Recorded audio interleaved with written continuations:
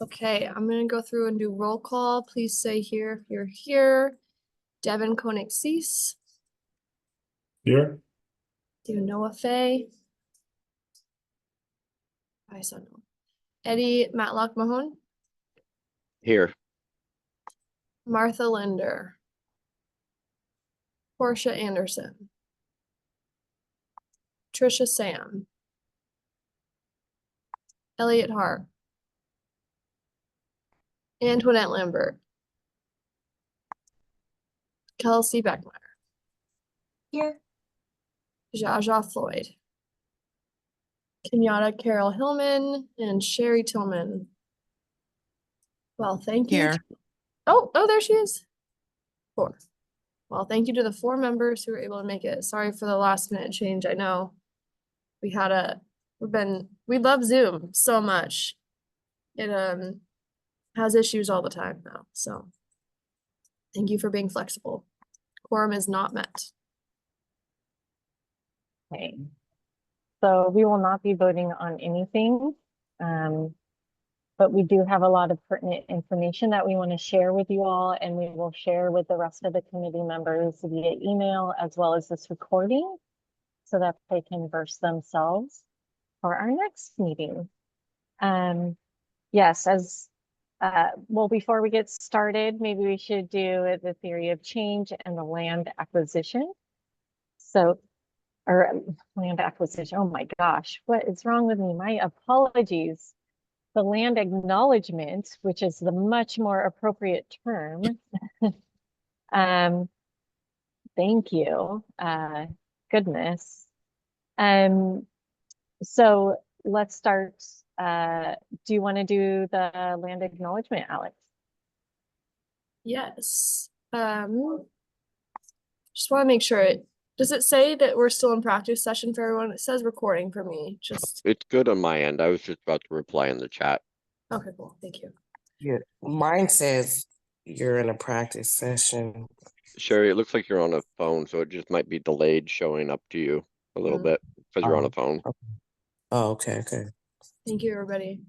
Okay, the land acknowledgement. I would like to acknowledge that we are on the traditional land of the first people of Seattle, the Duwamish people, past and present, and honor with gratitude the land itself and the Duwamish tribe.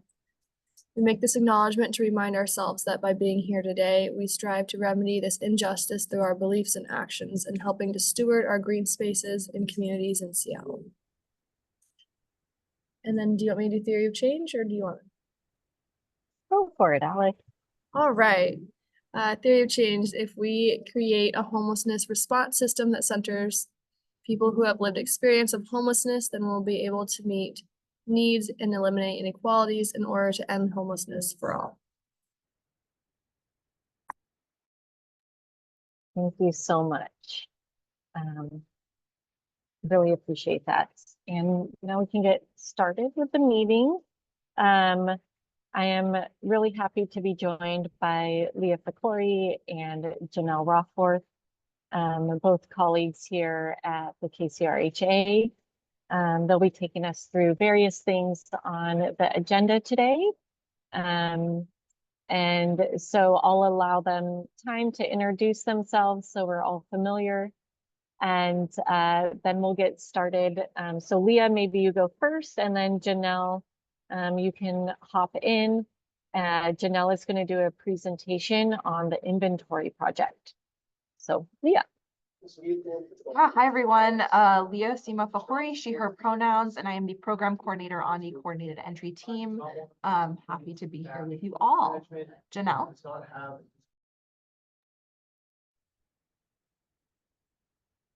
Good morning, everyone. Janelle Rothfolk, she, her pronouns.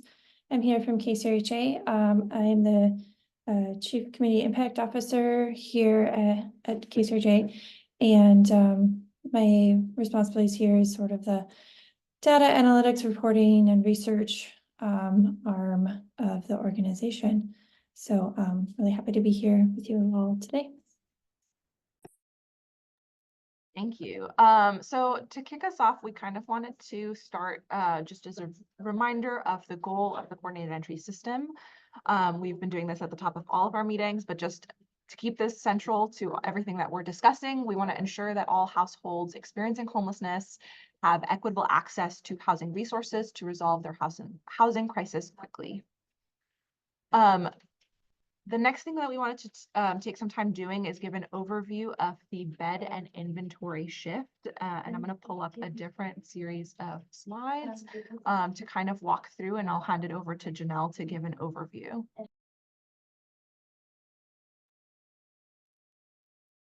Great, thanks. Thanks, Leah. So this presentation is prepared for the coordinated entry policy group here today. Some of you may have been in other spaces that have seen this presentation a little bit differently. We have been just gearing it towards the audiences for, you know, the most pertinent information that you guys would need to know on this project. 'Cause it's a rather large project, so we don't want to overwhelm you with too much of the weedy data pieces here. So we can go to the agenda here, and Leah and Beth, please let me know, you know, as far as time. I don't want to take too much time, so if you're like, Janelle, too much detail, move it along.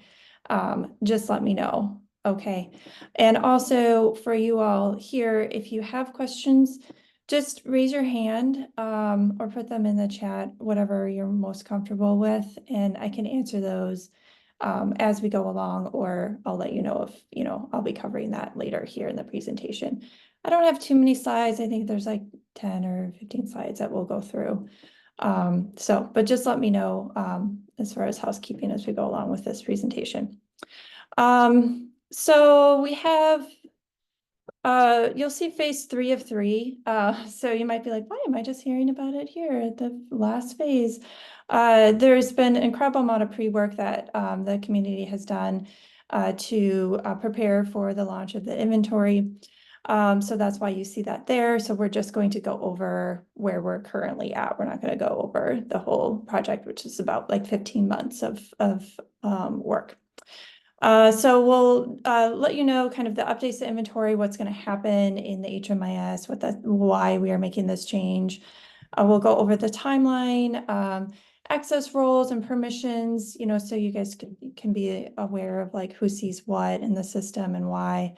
And then we'll focus a little bit more on how this relates to coordinated entry for the referrals, and kind of we're in implementation right now. So what that's looking like for coordinated entry and what you may hear from providers as we kind of move into the new system for coordinated entry. And then I have a slide so you can see a little bit of what the visual of this will look like in the HMIS, so that way you guys can get a sense as to what that will look like. So, okay. So I have 3 slides here for why we're making the change. This first one is related to the accurate and real-time bed and unit inventory, so moving to a dynamic system. And then the next one will be related to system transparency, and then lastly, better housing matches. So we can go back to the green one. And basically, this has been information we've received from the community over many, many years that is really important information for us to know about how our homeless response system is operating as far as what beds are being used. So some issues that we've identified is that data can be quickly outdated. And so inventory can change, as we all know. There's reasons why certain beds can't be filled and programs. And right now we don't have the system capabilities in the HMIS to be able to really realistically keep up with that change for, you know, roughly like 15,000 units. So the system will help to address that. And then it is difficult for us to do the anticipated projects in HMIS. Our providers that are trying to onboard new buildings and units, they definitely feel that pain. And so it's difficult for coordinated entry to know like how we can be planning more for when units are available. And one of the ones that we come up with really a lot when we do our federal reporting is accounting for those household sizes. So when you have something like a bed-in unit, you have a unit, that unit for a family, for example, could hold a mom and a kid, or it could hold, two parents and a kid, or, a variety of different situations. And so the system right now doesn't allow us to update that by household. And so that will create some of these wide swings that you see with utilization for the family programs, where it may appear that they're way underutilized, but that could be at that period of time, they have a lot of smaller sized families, but all their units are occupied. Or the reverse is true. We get some really large families, which is what we've kind of been seeing in our system. And they're like, you're at 125% occupancy, also a flag and an error for HUD. So what exactly is going on? And, this will allow the agencies to increase the beds and numbers and sizes so that they can more accurately report of like, what exactly, is going on in a real-time basis. And they'll have the training and the functionality to be able to do that. Okay, next slide. Please, Leah, if you can be so kind. I'm like, next slide. Okay, system transparency is really important, especially for you all on a committee like this, really understanding how our beds and units are being used. So right now we have limited analysis capabilities. Really, we're kind of only updating the bed and unit information for a system-wide every year, once a year, when we do our housing inventory count. So this will allow the providers to update this in a more dynamic way. And then there's also limited visibility for service providers. So service providers can't really see what I put in for the inventory, or, the sysadmin people. So this will actually allow them to see it's correct. And this is really important because what I've seen in doing inventory for the past, I don't know, 5 years, that we'll put something in and then they'll be like, no, that's not, we changed that, or there's a new administration, or we're moving things around. But they can't see that. And so we have to email back and forth to make sure we're getting the right information. This will allow that, like, funders, contractors, and providers are all looking at the same information and have access to it at any given time. So that will allow for just a really much more increased system transparency across all levels. So I think that's all I have for that one. And then for coordinated entry specifically, what we see here, program enrollments, miscellaneous C units postings. So this one can be very frustrating for both coordinated entry and the providers, in that we'll see that and this is one of, like, a really important point here, you guys, is that, like, we'll see that, say, a program roster, for example, shows that the program is at 100% capacity. But then in the coordinated entry side of the HMIS, we're seeing that the providers are posting for, new units. And so we're like, well, are you at capacity? Or are we not at capacity? Like, is there units available? Or are these like future units? None of those things we kind of really know. Or we could see a program that is completely under doesn't have a lot, looks like they have a lot of capacity, as far as what their program roster is showing in comparison to their units, but then we're not seeing any units being posted. And so then we don't really know what's going on. So what this will essentially do is take the 3 parts of the HMIS that are kind of operating independently, and connect those all together. And so that way, when you're doing your program enrollment, you're linking the unit that you want. When the coordinated entry team is sending that referral, they're sending that referral for that specific unit. And then that unit is the one that client is getting moved into. And so that way you have your systems connected. And so when you're doing your analysis or when you're trying to figure out, the utilization or et cetera, you'll have all those pieces linked, which they're not right now. The other kind of piece that we've been able to take advantage of with this project is addressing, there's been a lot of talk in this committee over the last 3 to 4 years about, service matching and making sure that we are connecting, the correct client to the resource. Because if they don't like the resource, no matter how nice it is, they're not going to want to move in. So we got to make sure that the referral or that piece is really taken into account.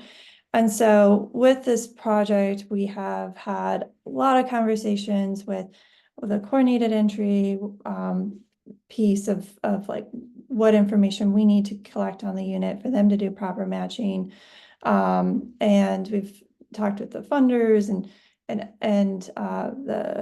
updated the housing needs form to really understand, what is important for the client of like, hey, they really need to know, is the bathroom down the hall or is it in the unit? Is it in an area of the county that they cannot live for whatever, reason, or, other particular things that are important for a particular client when they're looking at a unit, if it's going to work for them or not. So we've created some custom fields and have sent that out to the providers for them to fill out, making sure that we can, in the future, still a lot of work that needs to be done as far as making sure everything's lining up correctly. But at the get-go, making sure that the system at least is configured in a way where you could produce analysis, where you're actually tying the assessment that someone's filling out for the unit that they want with the questions that are being asked about the particular unit. Is it clean and sober? What are the visitor policies? All of those things are, what's the pet policy? Like all of these things are kind of put into this information in a way that we haven't been able to connect it into the HMIS before. So that you could potentially use this for some better match. We're setting that up for you guys. You will be the ones that will kind of work and make sure that it's, lined up or, whatever. If someone needs an enhance or something, like that's going to be, it's going to be built in. So you'll be able to take advantage of that. I'll let you guys, can decide how you want to do that, but we have configured it in that way. With the ability for essentially doing everything we can as far as the data piece to help you guys make better matches. So hopefully that's helpful. Okay, so the functionality, this is a slide just about the functionality of like, we've kind of gone over like, these are the reasons why we need to update the inventory, and these are the considerations of why we've decided to take on this very large project. So how this will function here, what the providers will be seeing, is that for the unit assignment via the referral to community care, so that kind of remains the same. They'll still do that piece, but basically what would happen is like, we use the terminology that like they're posting the units, they won't like post the units and say this is available. What will happen is, like I said, the inventory will be set up, and then as that inventory, each of those units or beds, however we have it configured, will then either be available or unavailable. Kind of think of like how, potentially like a hotel would like manage their inventory. So what will have to happen is on the agency side, they will look at their program rosters and see what unit is available or not available. If they're needing any adjustments to their inventory, like they need to add units or anything like that, they can do that. Or they can move units offline, online, inactive, active. So there'll be some options for how they will configure those. So then when they have determined like, yes, we can take this unit, then they will make that unit active and available for coordinated entry for posting. So then that will show up in a dashboard for the coordinated entry team. So we'll still use the same case conferencing session, same selection process. None of that will change how you guys are making decisions of who gets into those units. That will all remain the same. And then wrap housing kind of remains the same as well, because we don't have like a unit, we don't know what particular unit they're going to be moving into in the community because it's private market. It's the same as they normally have posted. So for wrap housing, they post if they can take on another client into their program. So those are set up as slots of like, I could take another wrap housing client on to work with them to move into housing. So that, and that would remain the same. Okay, sorry, next slide. Sorry, thanks, Leah. Absolutely. Just How are we conscious of doing? time, if we could like wrap up in the next 5 minutes, so that we could like leave room for discussion. Yep, I think we have just that minute, so we can skip this one. That's kind of the same thing we had kind of talked about. Okay, so then we're looking at, this is the implementation and launch. So this is just kind of snapshot what we've been doing for the last 3 months. If that's interesting for you guys, it's there for you. July, and June, we've been really focused on helping providers as they've now been able to get into the system and they've been able to start assigning clients to units. We've have all the configuration completed in the system. So they can and should be starting to assign clients to update their program rosters for all the units assignments that they have. So we're supporting the providers in doing that. Still some programs that need to be configured, and so we're manually doing that with the BitFocus team so that we can get the inventory up and going. We've been coding all the coordinated entry units so that we'll know there are units that are available for coordinated entry, some of them are not. So we're making sure that those are all coded correctly, and Leah and her team has been amazing in helping out with all of this. And so we'll everything else is remaining the same, but right now this month we're just really focused on providing that support for the providers now that they have the chance to get in there and use the system. Okay, next, I think we're good. Next, okay, the access role. So so what's going to happen for the providers is like they will be able to access their units and see their units available. The matchmakers will of course be able to see the whole system to be able to do their matching. So, and then there'll be some additional access roles at each of the agency to be able to get in and manage their units and make changes to the custom fields and all of that we had talked about. Okay, I can skip ahead. Skip ahead. So basically for coordinated entry, there'll be a blackout period that will be just a couple of days. The coordinated entry system will be offline just so that we can close all the unit postings and any pending, and then manually enter those. And so the providers have been working to close all pending enrollments and enroll clients, or reopen it. And so the coordinator and providers have been working really hard to do that so that there'd be like minimal impact during this time. And training materials have gone out. So that's just a slide about that. And then we can do the last one, which is so this is kind of a snapshot of what it will look like in the future. So if you're an agency, you can go in here and then you can see the units that are available. As soon as it becomes the coordinated entry is designated that unit as for a client, then it will become unavailable. That will update here on this dashboard. There's some custom filters people can do to search the system. You can kind of get a snapshot of what your utilization is looking like for your agency. And then you'll see that there's a kind of as you click onto the particular unit, then there's ability for you to see more of those custom details about the unit. So hopefully that was 5 minutes. Questions? Yeah, any questions for Janelle or myself on the inventory?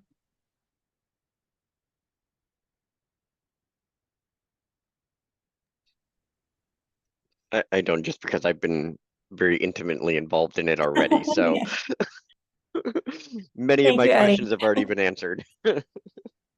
Yes, same here. No questions. Thanks. Yeah, okay, good. Yeah, well, sorry that you had to sit through this again, you guys.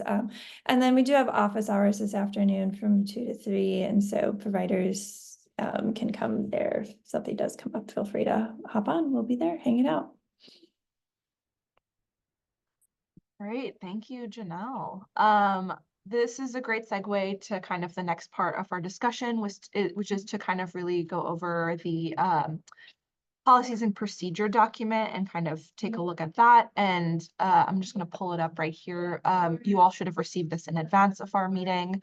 But just to kind of give an overview and orient folks to this document, if they haven't already had the chance to take a look at it, really the first part of this document is going over the coordinated entry system, right? Just like a big overview of how it's functioning and the various different components of the system.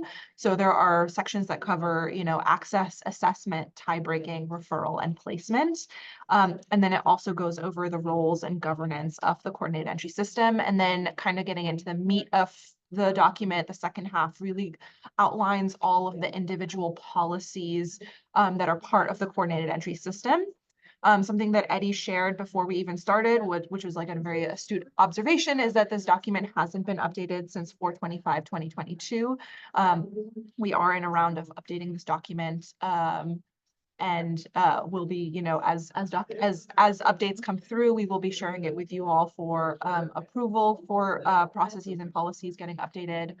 But to speak to how this relates to the inventory, we are going to be updating the manual to kind of have a policy that is inclusive of this inventory shift and what are the expectations for providers. We are working with community impact and the System Performance Committee to develop a policy that is going in the HMIS policies and procedures, and our policy will kind of mirror that and use similar language to make sure there is alignment. We will be working on this and we will be sharing it with you all. Our plan is to have it ready for a vote at the next Coordinated Entry Committee on 7/25.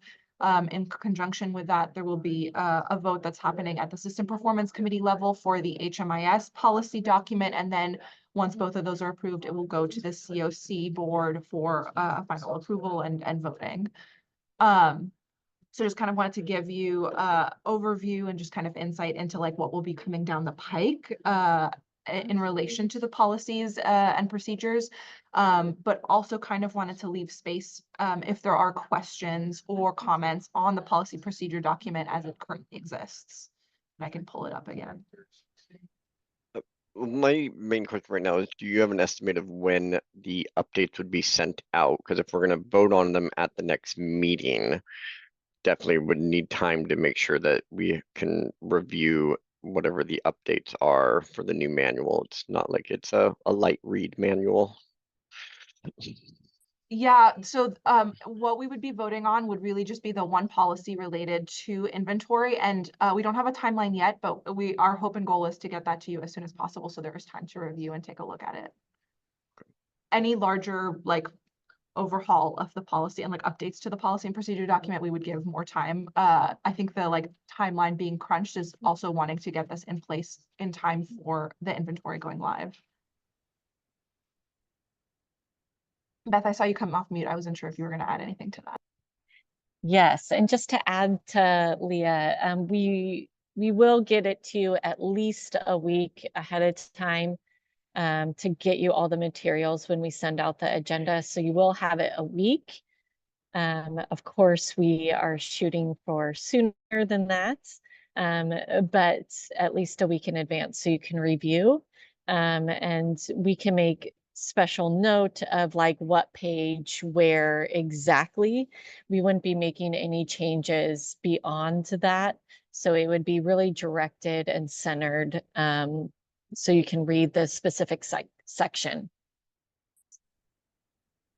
Thank you, I appreciate that. Is there a plan in place for updating the rest of this to kind of meet up with current practice and policies? Because it's currently out of date. Yeah, I think we can look at this at, I think as we go through it today, I know that some folks on the call aren't as familiar with the policy. And so that's why we wanted to do some regrounding first to let you all understand, review, and see this policy.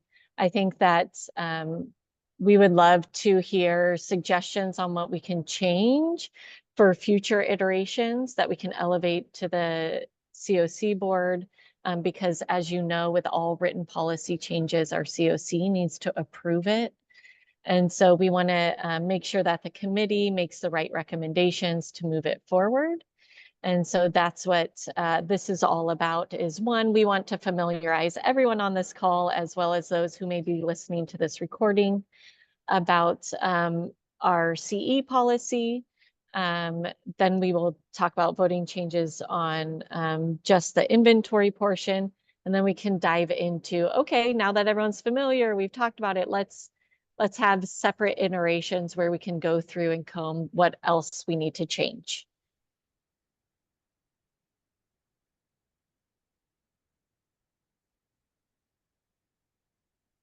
Thank you, Beth. Were there any other questions related to the policy and procedure manual?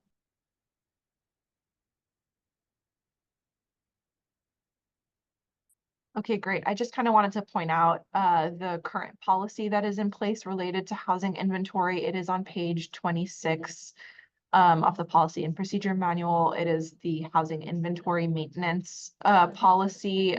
This is the primary one that is indicative of the inventory that is in HMIS. And this is likely what we will be adding to or updating in relation to the unit level.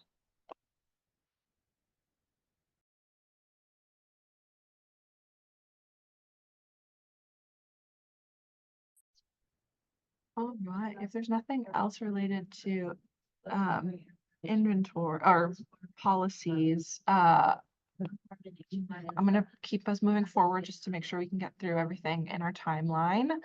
I wanted to provide a quick update for the CEC about coordinated entry DV system. So if folks were not aware or are not aware, just for awareness, I said aware a lot, that's fine. The coordinated entry DV system is contracted and run by the Coalition for Ending Gender-Based Violence. And that entity is they've like stood up the functions of a parallel coordinated entry system that is focused on DV clients and DV resources. They have funding to build out a referral system for the coordinated entry DV. And we are working in collaboration with them and BitFocus to provide an analysis of options for them to manage the CEDV data system.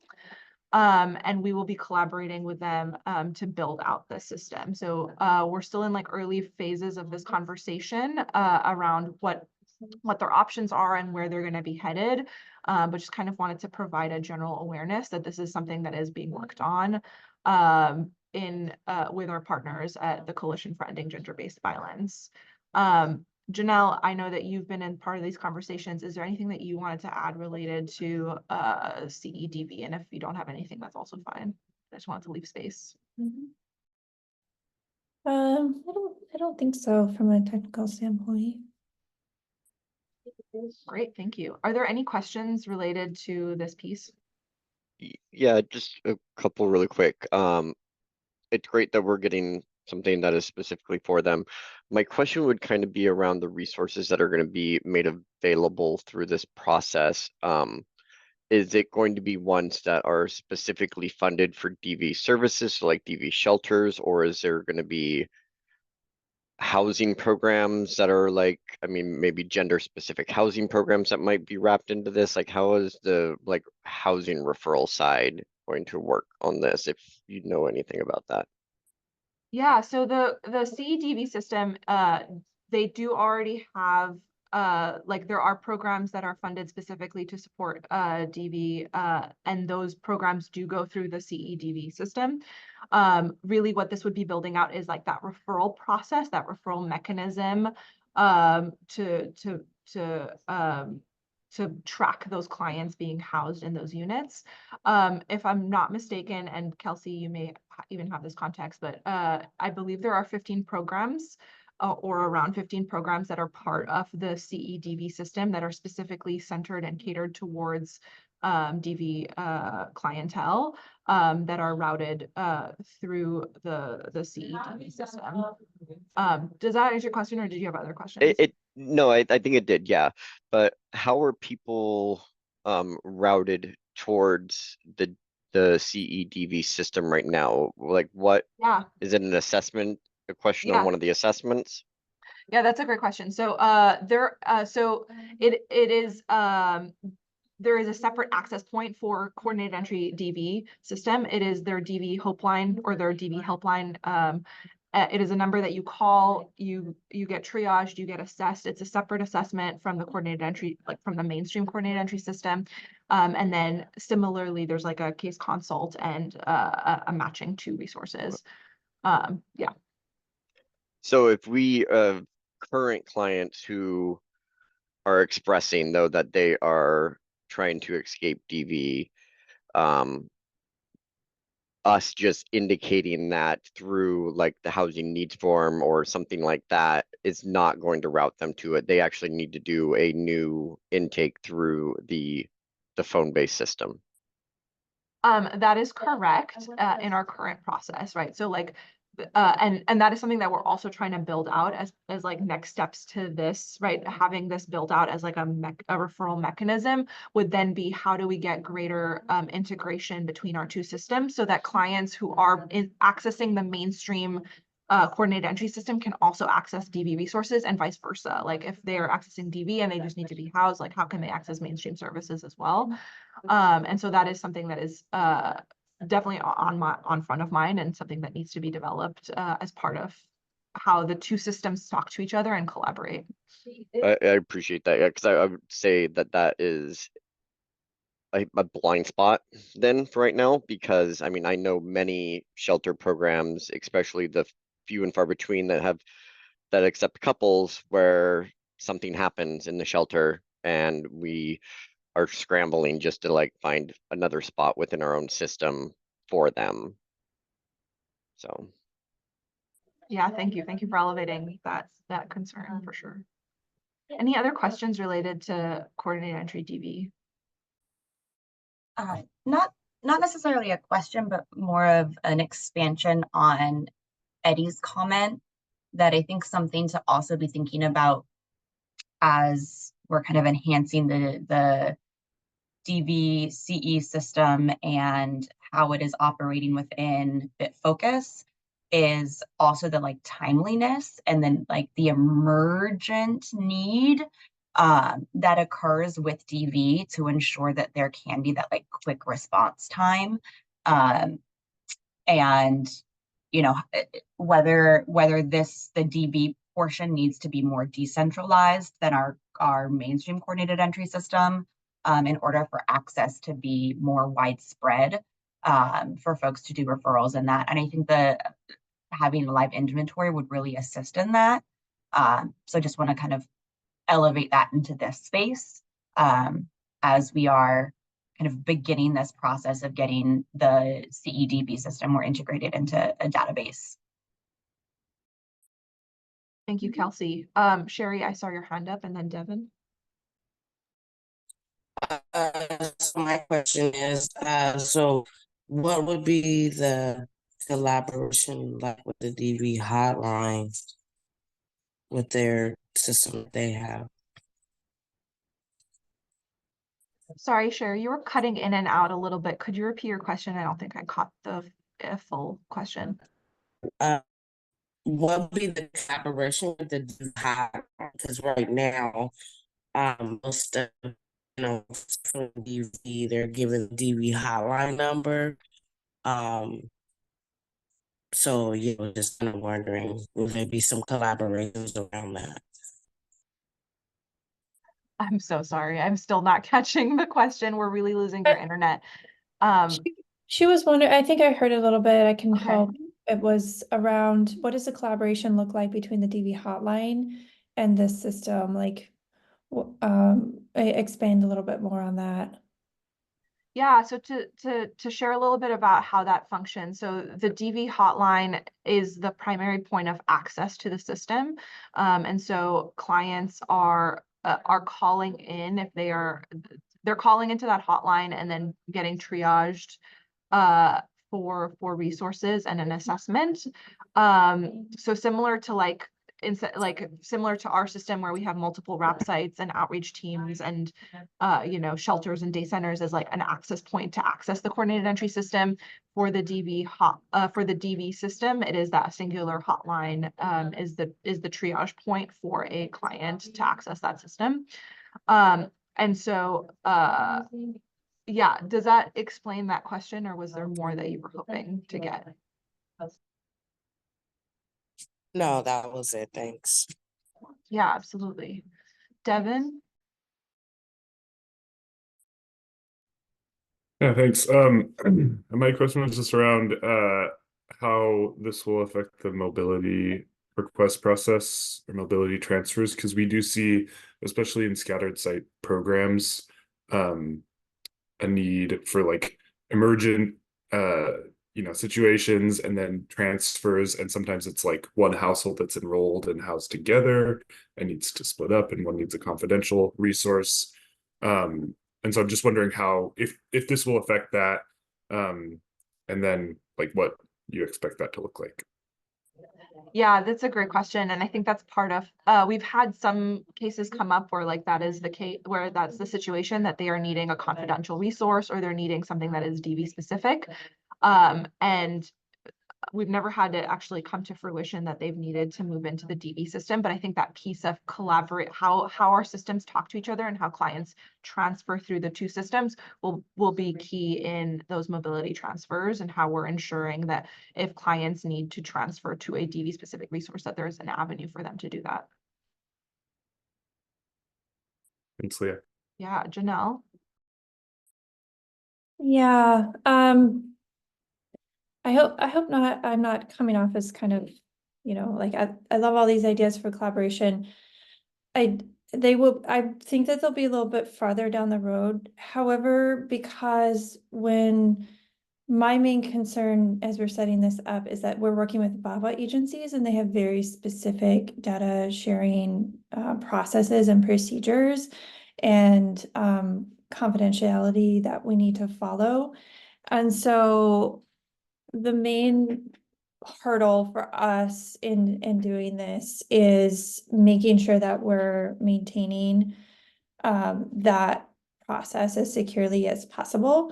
And so we still have a lot of work to determine what exactly that would look like.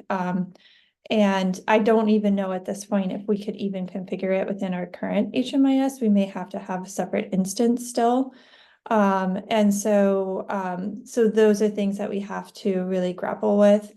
I think if you want to look at an example, I'll put a link in here, but the San Francisco Hope team, they have configured how they have configured their DV HMIS is sort of a good example of a community that's similar in our size. And you'll see like there's a lot of considerations when we're setting a coordinated entry DV system up. Like, for example, on the BitFocus side, even the system admin, there's only a handful of people at the software company that have access to the instance that can get into the data. Like, we have to be like really, really on top of the data security. So that's going to be one of the main pieces that we're going to be looking at when we're kind of moving towards this configuration. Yes, thank you, Janelle, for that additional context. The protections for clients, and since they are VAWA. agencies is certainly a large consideration in how the project and the system is being set up in HMIS.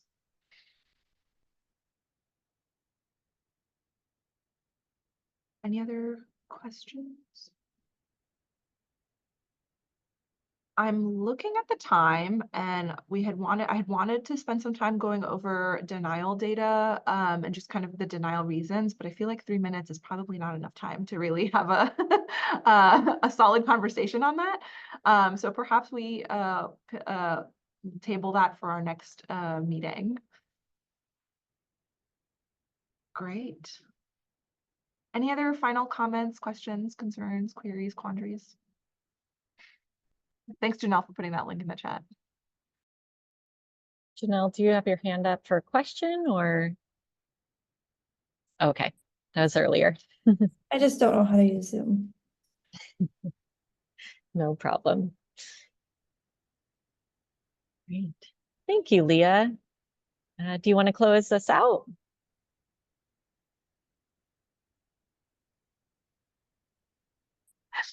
Sure.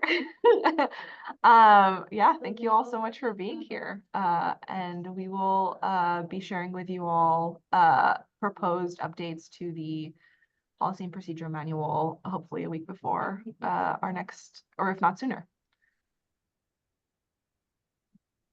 Thank you all. All right, thank you. Thank you. Have a good Take day. care. Have Thanks, a good day. everyone. Bye.